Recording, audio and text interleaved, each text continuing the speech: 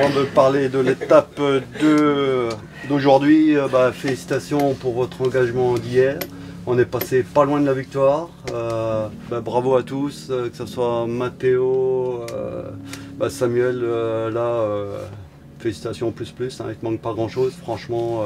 On a vibré derrière et c'est ce qu'il faut refaire encore aujourd'hui. C'est quand même une étape avec une arrivée idéale pour toi, Mamat. Pour ça que je t'ai mis en photo, parce que c'est une... Franchement, c'est...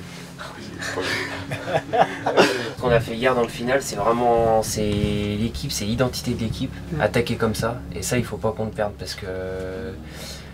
on n'est pas passé loin, t'es pas passé loin, et tous les efforts qu'on a fait et tout, ça a payé pour la suite. Mais ce qui est sûr, c'est que ça va finir par payer. Et voilà, c'est Matteo, Mathieu et tout. Il faut se faire plaisir, faut y aller, on n'a rien à perdre. La course demain ce sera encore autre chose, mais c'est beaucoup moins dur. Mais là ça nous correspond, c'est pareil. Si dans le final il y a les ouvertures, allez-y les gars. En bon capitaine de route, avec sa 10e saison au sein du team Total Energy, Fabien le sait bien, la stratégie qui prime, c'est l'audace. C'est ce que les anciens m'ont appris, c'est ce que Jean-René nous dit tout le temps. En fait, il faut tenter, il faut essayer, on n'a rien à perdre. Et donc hier, c'était promis aux sprinteurs, c'est arrivé au sprint, mais on a vu que Samuel s'est fait reprendre à 700 mètres de la ligne. Donc il faut tenter, il faut y aller. Et aujourd'hui, oui, on va retenter aussi. Aujourd'hui, l'étape de 170 km est encore très vallonnée entre Forcalquier et Manosque. De quoi peut-être créer des opportunités. Normalement, demain, ils n'annoncent pas de vent et du coup, sur une étape comme demain où il devait y avoir des bordures, si ça se dessine plus comme un sprint, ça va vraiment être all-in aujourd'hui pour toutes les équipes, donc ça va être compliqué, je pense. Tiens. Bon Dom, du coup, tu suivras l'échappée du coup? Ouais.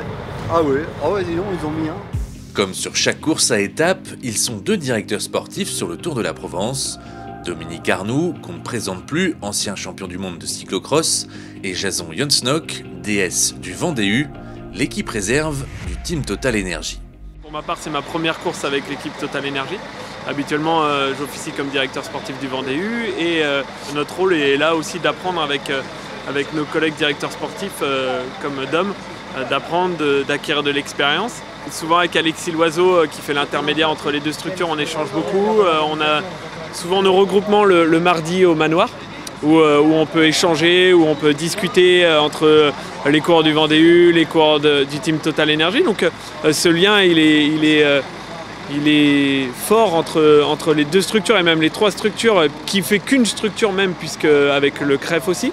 Et on travaille tous dans le même sens. À tout à l'heure Fabien dans l'échappée. Ouais.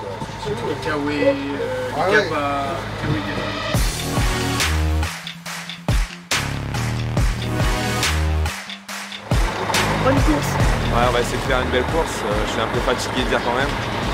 Mais en tout cas, on va tout donner avec l'équipe et ça va le faire.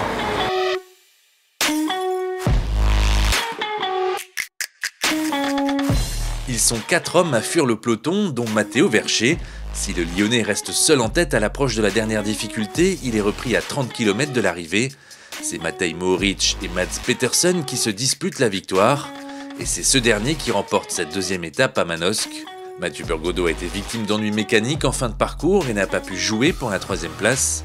Matteo, lui, a réalisé une course offensive avec une centaine de kilomètres à l'avant. C'était une belle échappée, on a retrouvé à 4 devant. Après, forcément, c'est le peloton qui gère l'allure. Donc, on a géré le tempo toute la course et puis après, on accélère sur le final. Et puis après, forcément, c'est rouleau compresseur. Donc, le but, après, c'est faire des efforts aussi dans la course. Donc, un peu l'image d'hier, je me suis fait plaisir et j'ai bourriné jusqu'à qu'on me reprenne. Et puis voilà, c'est une belle journée à l'avant. Donc, c'est cool, ça forme pour l'avenir. Et puis, voilà.